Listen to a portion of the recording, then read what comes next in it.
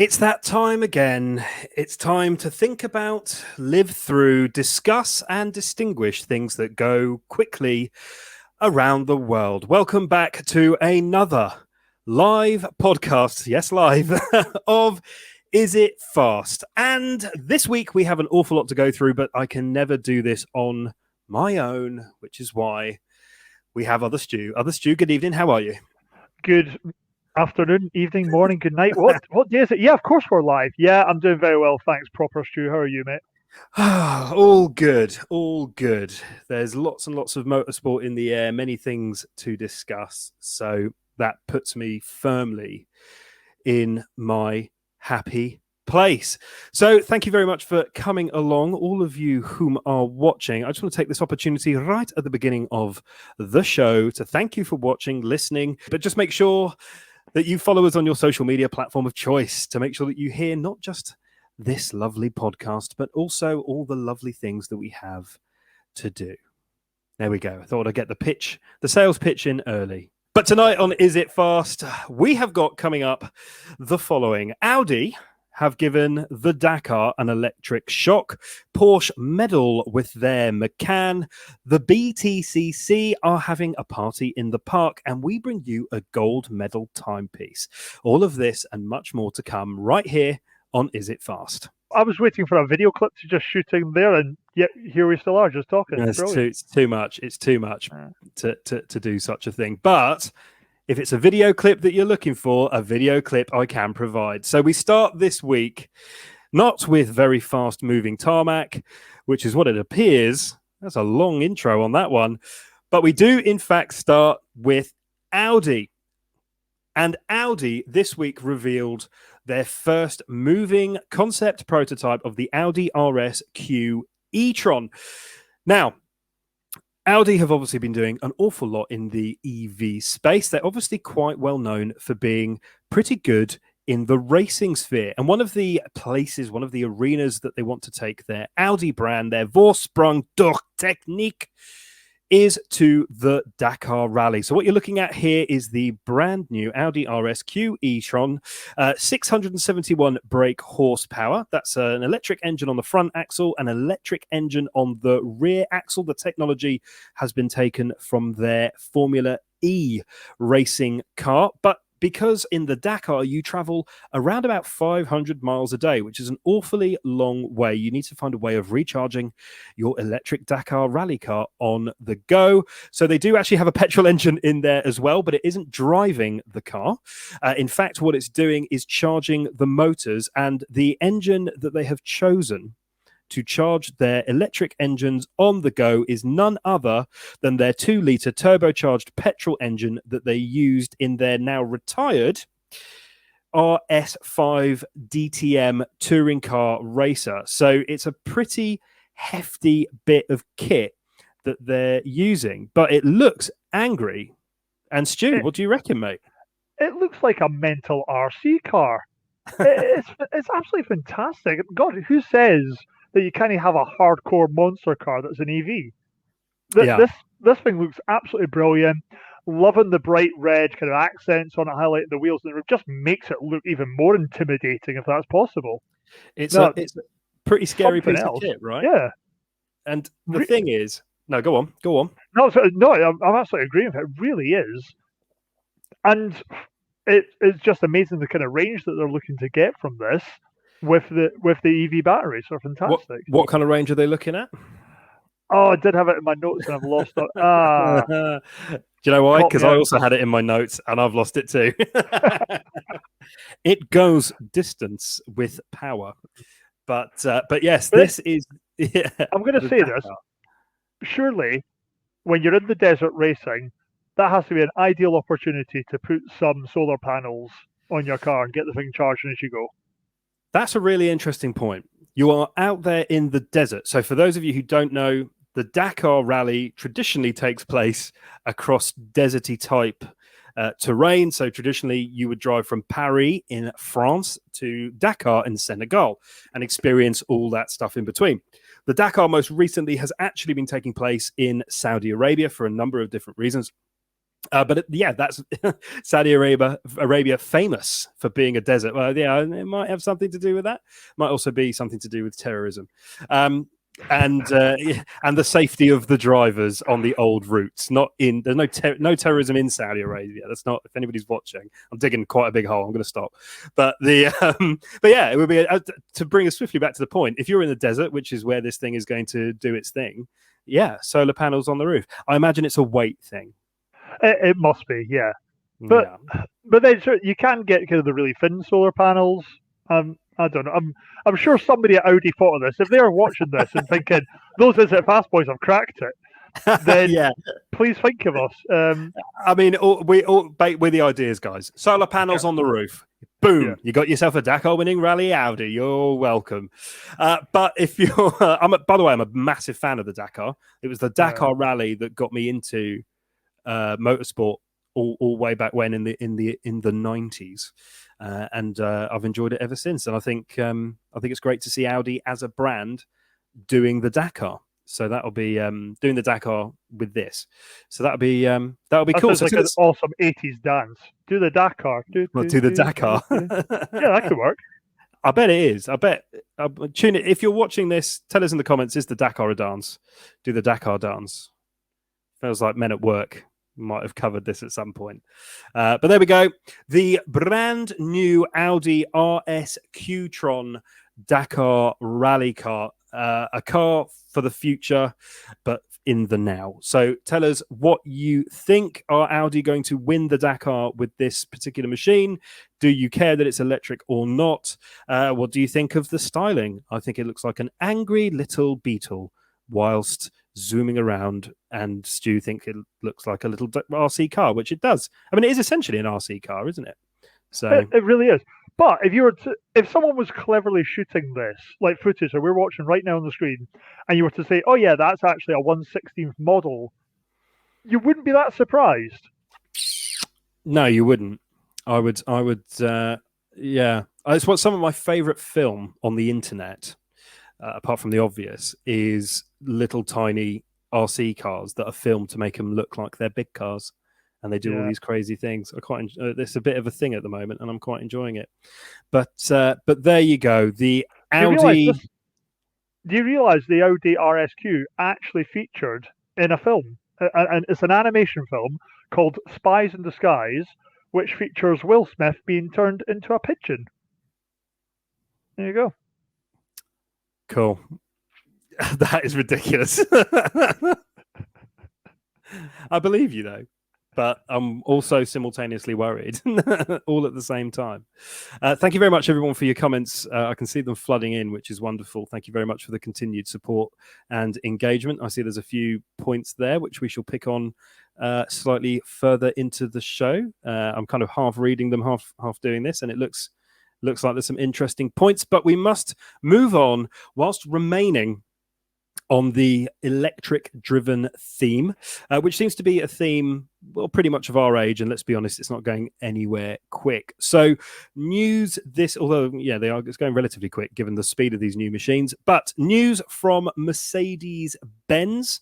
They are pretty quickly hot-wiring all their cars to be electric, and this week they showed us this. This is the Vision EQX X. You can't see a lot of it, but it is the most we're going to see of their brand new prototype, which they claim can do more than 620 miles. They've also recently claimed that their EV range will very soon be able to do 750 miles on one charge, which happens to be the distance between Beijing and Shanghai. So 3 guesses who their market are on that one. But they are, at the same time this week, showed off the fact that you are going to be able to order yourself a brand new Mercedes-Benz across the range with electric options. So from 2025, you'll be able to walk into a dealership and have a look at a C-Class with a standard combustion engine, for example, or a hybrid option. But every single model will also come with an electric train there as well. And that's what they're showing there. Their lovely, lovely range with electric options. So there we go. Very briefly from Mercedes-Benz this week. Their entire range will be electrified. Not entirely sure how that's news, seeing as that's the way we're all going. But I think it's probably part of their commitment there. It does go hand in hand with their plans to build these big 8 kind of gigafactories for the battery production as well. So that makes a lot of sense. And it's also been quoted, it's a symbol of our ambition to create the most efficient car. Right. If the most efficient car is to look like Darth Vader, that is awesome. It really does look very cool. Obviously, they're not giving a great deal away. Looks like a fairly large car, probably kind of Tesla Model S kind of size, maybe bigger. So that's, you know what, we tantalizingly wait for more. Yes. I mean, they're basically just revealing new cars ahead of the time to keep presumably auditors happy. But who am I to judge? Because I know nothing about any of this stuff. Although I profess to know something. But we're going to go from the world of electric German cars to just German cars. So this week, Porsche, they showed us something ever so slightly different from before. Porsche have given us their slightly updated Macan. So the Macan is the shorter version, the smaller version of their Cayenne SUV. They claim that you're getting slightly sharper design across the range, so it looks slightly more aggressive. The body parts and the front end and the back end have got a diffuser on there, so it makes it look more aggressive. The GTS version of the Macan, both the coupe sportback thing and the standard SUV or SUV has been given a new lease of life by moving in a new air sports suspension or sport air suspension to give it a better ride and a better handling ride. And there's a new engine, so a new 4-cylinder has been developed, for a turbocharged 4-cylinder engine has been put into the Macan. But basically, the Macan is essentially Porsche's best-selling model. In fact, 85% of Porsche's sales come from their SUV range. So not an awful lot of sports cars being sold by the sports car manufacturer there. That genuinely amazes me. Yeah, because I've got to be honest, looking at this, I immediately kind of think rivals include like the Jag F-Pace, BMW X3, and the Audi Q5. Those kind of guys, and I kind of wonder how much are you paying for the badge on the Porsche? For me, and if I'm wanting that, I'm wanting something small, sporty. But all those kind of reports that you're reading about this, a lot of positivity, so clearly proves me wrong. Yeah, the Macan is great for the school run. So yeah, I mean, it kind of just feeds this SUV trend that has been going for the last 10, 15 years, give or take, probably a bit more actually. You know, I own one. I can't really, I can't really, I can't really be too hypocritical about it. I think they have their place, probably. They sell in their huge numbers, so they've got to carry on. But this is just a mid-season facelift, really. So. Nothing more. Sedan that you can have on the racetrack and efficiently carry home all your panic buying toilet rolls and water from Costco. Exactly. What more do you want from a car, kids? Exactly. It's middle-class heaven on wheels, basically. It's everything you could possibly need. We're about to dive into motorsport. But before we do, wouldn't you like to just keep up with all the motorsport results all in one place? Yes, I would. Well, guess what? There's something for everybody. Results Hub. All motorsport results, all in one place. And now there's an app. Take results with you on the go as we bring you the latest standings from championships around the world. And there's more. Use the app to see who is racing and where with our handy calendar feature. Download the app now. Results Hub. All motorsport results, all in one place. That's right. All motorsport results, all in one place. Thank you to Results Hub. All you've got to do is, as long as you have an iPhone, head to the App Store and download Results Hub. where you can keep up with all your favorite motorsport championships, what's been going on, all the drivers, and with their handy calendar feature, you can have a look and see what's coming up. I use it avidly. Genuinely, it is great for this. I don't have to think. I can just have a look on the app and I know exactly what's happened, which is great. So there we have it. So Motorsport, I just want to quickly jump to one of the comments that have come in on YouTube. So this comment is from Mr. David Sparrow. Thank you very much for getting in touch. And thank you for thinking it's a great show. We think so too. Motorsport becoming an Olympic event. What do you think the chances are? Before we zoom into motorsport and the Olympics all in one handy place, that's an interesting question because we can't be that far off, in my opinion.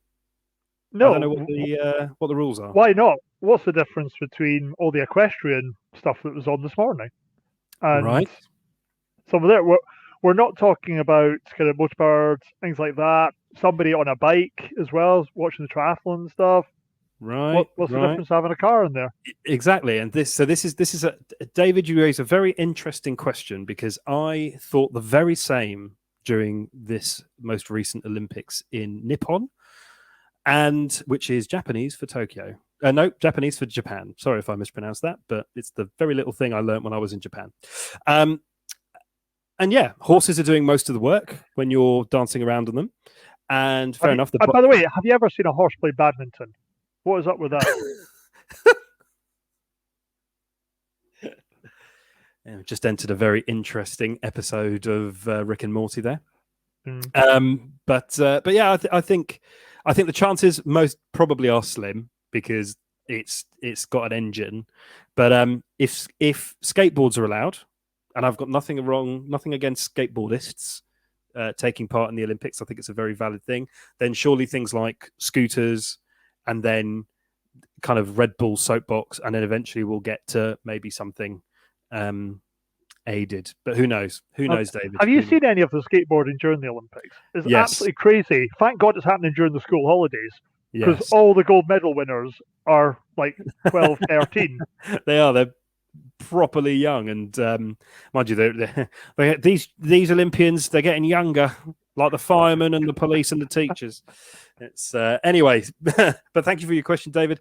Anybody else with anything else to say about anything, really, feel free to comment away on your social media platform of choice, and we'll get back to you at some point in the near future, today or some other day. So with motorsport in mind, there's a little bit that has happened in the week gone by, and also a touch to look ahead to. And we will start by looking very briefly ahead to this weekend's action. This weekend, the British Touring Car Championship is back, and it is having a party in the park. It's off to Alton Park after the summer break. So the British Touring Car Championship is back. It's been a mixed bag already. We've seen a number of different podium finishers, different winners, and Alton Park traditionally is a rear wheel drive circuit. So we shall see what comes of that. It's very, very hard nowadays to try and even get a winner and even try and predict it. But one thing we do know is that friend of the show, Bradley Gravitt, will be back behind the steering wheel of his Mini JCW Challenge car, the Liqui Moly Mini. Everyone keeps calling it the Liqui Moly car, but it should be the Liqui Moly Mini. So, Brad, you can have that for free, mate. But going up against quite a few other competitors, he's got a great chance. You've got balls to the wall at Alton Park. So, best of luck, Brad, from everybody here. We hope to have you on the show again soon. Stu, excited about Alton Park? Yeah, and if you haven't been on Is It Fast, we hope that your race suit is really, really itchy this weekend. So yes. Yeah, there you go. Yeah. Now, good luck to it. Yeah, Cheshire, great part of the world. And it's also what a versatile track it is. 17 turns on it. The mini challenge, I've been picking up on a lot more of it since Brad was on the show with us. It's just entertaining. It's great excitement. Good to see that, as well as the VTC stuff as well. So, yeah, definitely one to look forward to. I completely agree. A bit of trivia. Yeah. When was the first British Touring Car Championship race at Alton Park? Oh, I'm going to say 1954. Oh, you're close, but no cigar. 1960. There you go. Ah. Yeah, sorry, mate. Sorry, Oh, you meant mate. official one. Oh, sorry. Yeah, I should have probably stipulated that. There we go then. My many apologies. But we go from racing that's about to happen to look back very quickly at racing that did happen. So this weekend just gone, we had Formula E. The Formula E party came to London, and it was, I think, spectacular. So what you're watching here is a couple of bits of highlights from, whether it gets cut or not is two different things, after last week's episode where Formula One very kindly asked us to take the episode down. So we did that. Don't sue us, and we'll try this again. So Formula E, the course and the track, the circuit, I should say, was at Docklands in London's kind of reclaimed area. The track was half inside and half outside. Saw some really tight racing. So we saw Alex Lynn for Marussia win his maiden Grand Prix, or E-Prix, I should say. So that was it was all kind of higgledy-piggledy and all in there and really tight racing. And we also saw Britain's Jake Dennis in a BMW take home what was a fairly routine win in his BMW. But overall, pretty good. I mean, the inside part of the track, I mean, looked a little bit interesting, kind of NCP car park more than International Motor Series, but cool idea. Once again, Formula E pushing the boundaries and trying to do something interesting, and the racing was tight as it always is. Stu, did you manage to catch any of it or have a look at what's been going on? I've got to be honest, only really caught the highlights of it, but yeah, I have to agree with everything you said there. Great to see the cars coming in and out of the XL Arena along the Dockland areas. Brilliant win for Alex. I think last season he finished about 16th, 17th in the standings. Mm-hmm. So great to see him. What a big leap that is already. And he's an Essex boy. So practically the home win as well. Obviously, big help with the safety car on about lap 13. It's going to really help him there. And something I did learn as well, that apparently Formula E keep their cars pretty close to their chest. They don't necessarily tell a lot of the teams and drivers the layout of the track and things like that. They get a couple of goes on simulations and things like that. But again, it just really comes back to the skill of the driver. So makes it a very interesting series for us to watch. Yeah, I think it's great. I think it doesn't quite capture the same kind of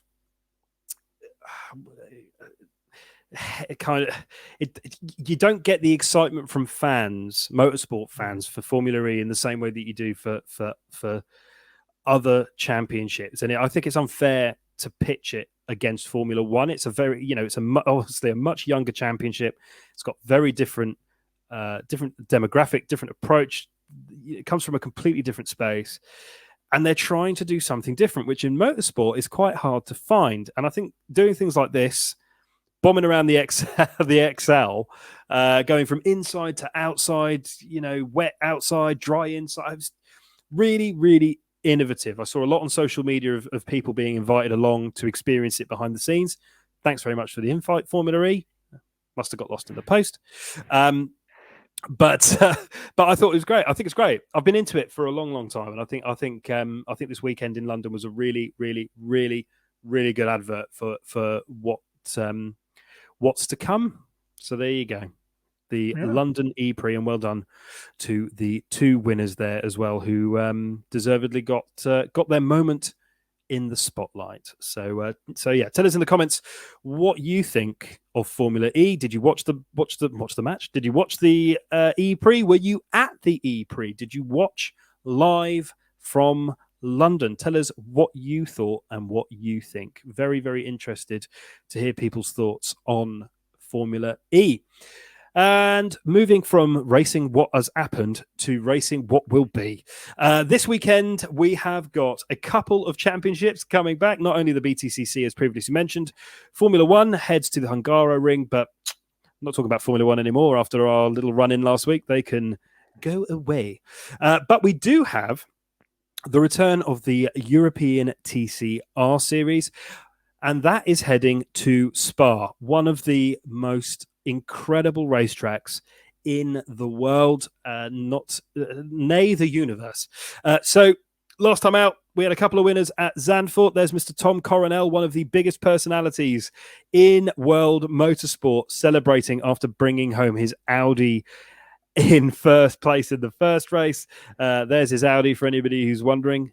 Quite an incredible looking specimen.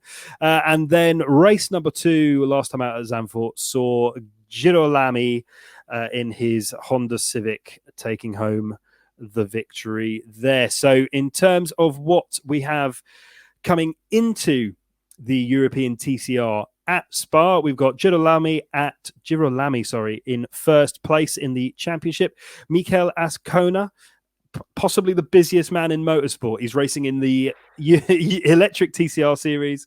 He's driving in the World Touring Car series as well. And obviously he's driving in the European Touring Car. So he's a pretty busy guy. He's second in the championship and also doing quite well in the World Touring Car Championship as well. And then we've got Jimmy Claret, who is in third place heading into Spa. So very excited about the European Touring Car coming back for the latest rounds at Spa. Yeah, very much so. Not what I had in mind when you said let's see a Spa weekend. A little bit disappointed, I've got to say. But this is the home of the racing championship that shall not be named, just in case they try and sue us again. Yeah, that's where the Belgium gone. Yeah, we're not getting them the satisfaction. It's like talking about the schoolyard bully. Exactly. Obviously the Formula 1 Belgium Grand Prix is being held here right now. It's a great length of track, about 20 turns on it. This is kind of made for TCR. This type of setup and things like that. As you say, it's a beautiful track. And we're halfway through the TCR season. There is only 18 points separating the top 4 drivers. Crazy, right? That is absolutely fantastic. Do you see Ascona being able to catch Franco? I don't know. Yes. It's a tough call. Yeah. I do, but only... He's getting so much practice. I mean, they're all actually racing quite a lot.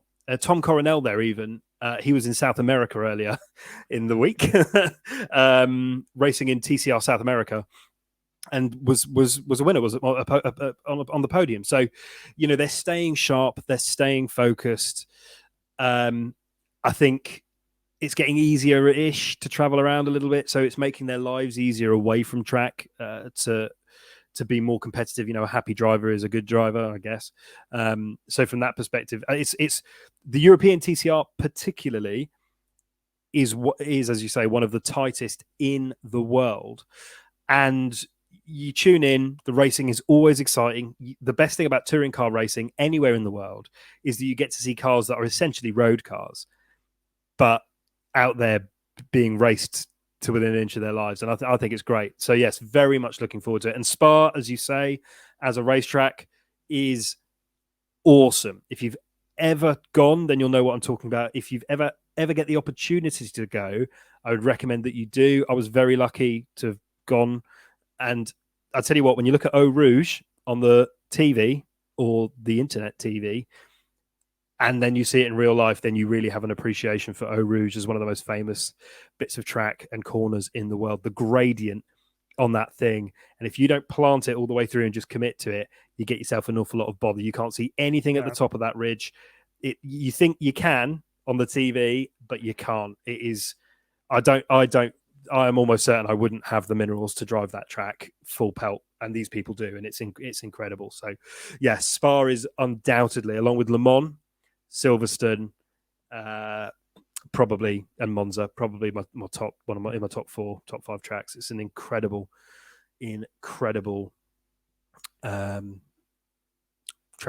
racing track. So yes, tune in. European TCR this weekend. Tell us what you think in the comments. Are you going to be watching the TCR European Regional Racing? Who do you think is going to win? Who's your favorite driver? And what's your favorite brand of TCR car? Why not? Let's make it open. Let's do the whole thing. But what time is it, Stu? It's TikTok time. It's TikTok time. That's right. The segment of the show where we bastardize the very popular social media platform to make us seem relevant and talk about one of our favorite things in the entire world. We are talking about watches. And because this week, or last week, I should say, but this week we are in the middle of the Olympics, we have a brand new gold themed thing to show you. Check this out.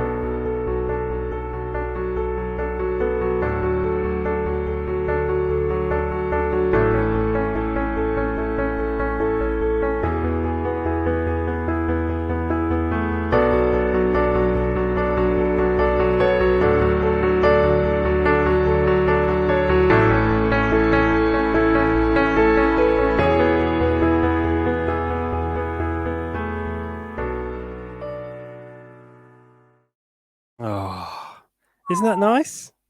Isn't that nice? Just a lovely bit of film, but also what a watch, right?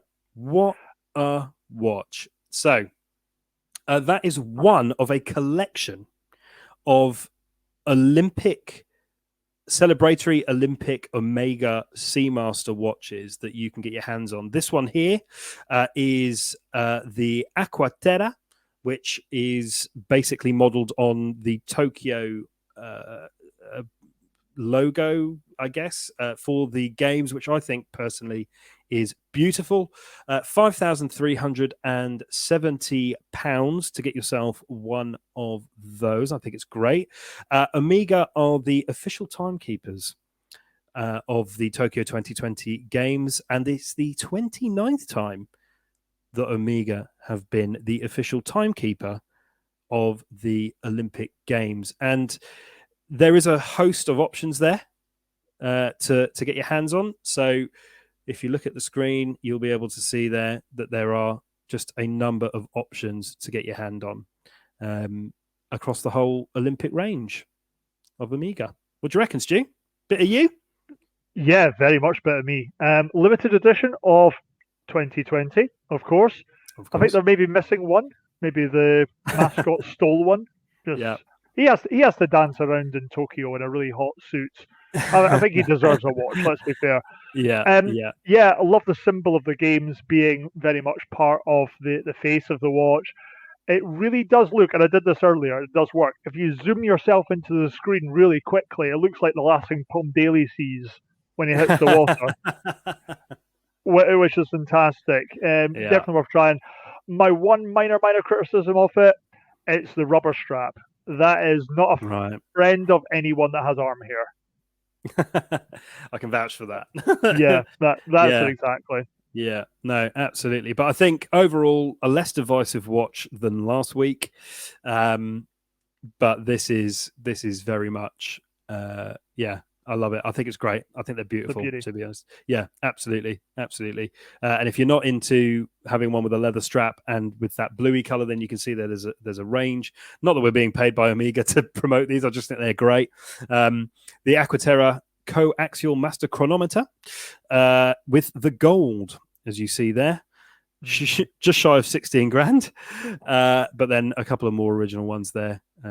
Kind of a bit more Seamastery in the way that they look. But yeah, I think they're banging. I think they're really, really, really, really good. So this week on Tick Talk, we have got ourselves the Omega Seamaster Aquaterra to celebrate the 2020 Olympic Games. What have you thought of the Olympics so far, Stu? Have you managed to catch bits of it? Yeah, really enjoyed it. Particularly Taekwondo. Who knew that Britain was such a Taekwondo-based country? It's been absolutely fantastic. Yeah. Brilliant watching. Still don't quite know the rules. And obviously now that's over, so I need to try ignore that and learn the rules for another sport. Yeah. But this is what's amazing about the Olympics. We get to see so many sports out there that 9 times out of 10, we just have got no idea that what's happening. And I would really wish that some of the more terrestrial channels would show a lot more of these minor sports. Oh yeah, and a bit more detail. Good, right? Out with Olympic years. Yeah, I agree. Taekwondo, I found myself shouting at the screen about something I didn't understand, which is not the first time I've done that. But yeah, incredible. Yeah, massive I didn't know how the Olympics were going to go based on everything that's going on in the world, but I've been swept up like I am every year with the whole thing. I think yeah, and Tom Daly and Matty L getting those gold medals, just great to watch. Really was. Very, very glad. And the gold and silver this morning and the 200 meter freestyle as well. Yeah. And more to come, I think, depending on what's going on. But anyway, there we go. Talking of the Olympics, we've got David here saying that he's looking forward to watching the fencing at 3 a.m. tomorrow morning. So there we go. That is the one thing. The Japanese are very, very selfishly 8 hours ahead. So it's a slight disappointment of the Olympics. Obviously, not quite blaming Japan 100%. Or we can, who knows? We could try. You wake up in the morning, you look at your phone, and there's all the Sky News, all the BBC News alerts. So you're like, oh, great, we won that. There's no get up and watch it in suspense. No, there is none of that at the Olympics with some of the stuff. Although it's pretty good. I was watching the sevens earlier, and those of you who watch Is It Fast will know that we are somewhat partial to some rugby. And again, not just Team GB, but the Argentina played an hell of a match against South Africa, down by a man and then finishing with 5 men on the pitch out of 7, therefore rugby sevens.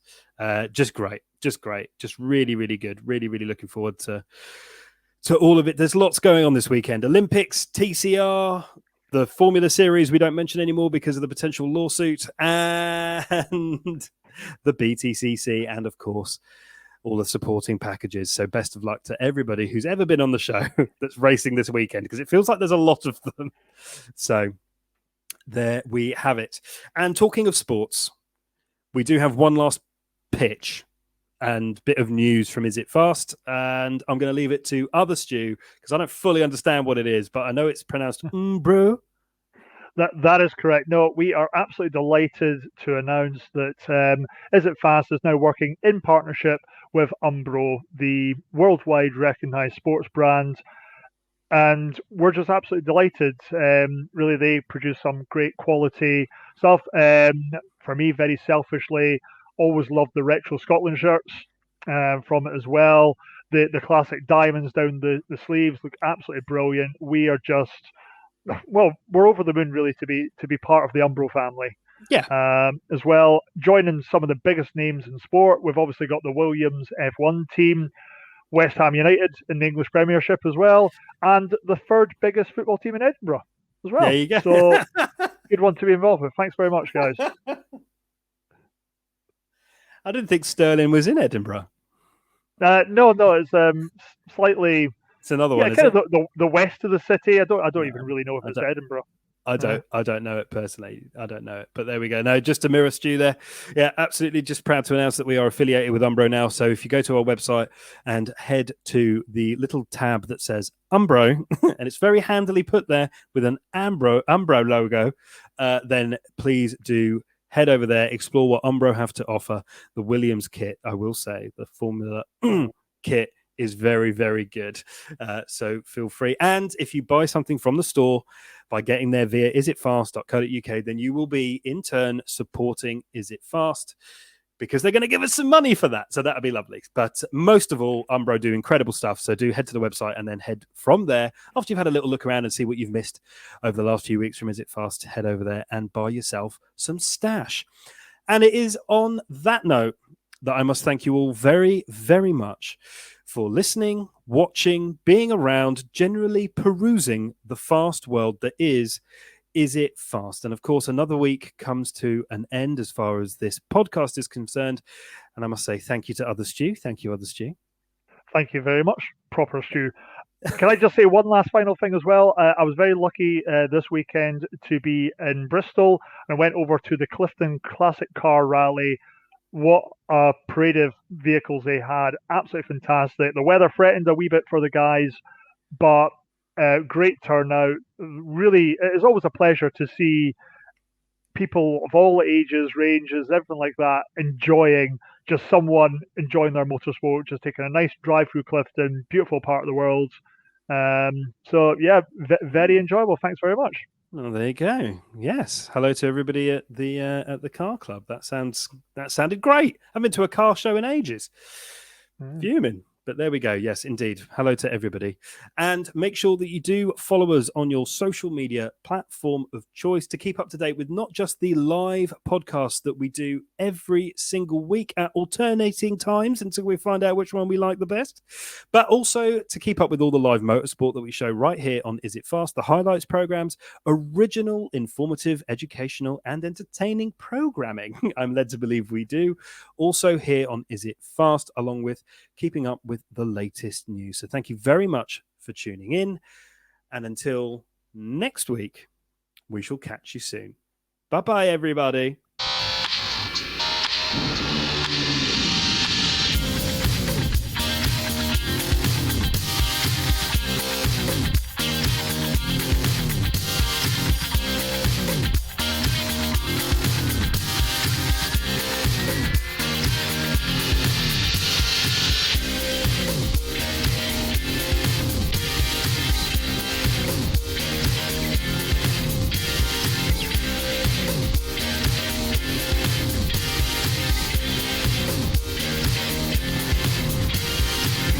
Ha ha ha ha ha!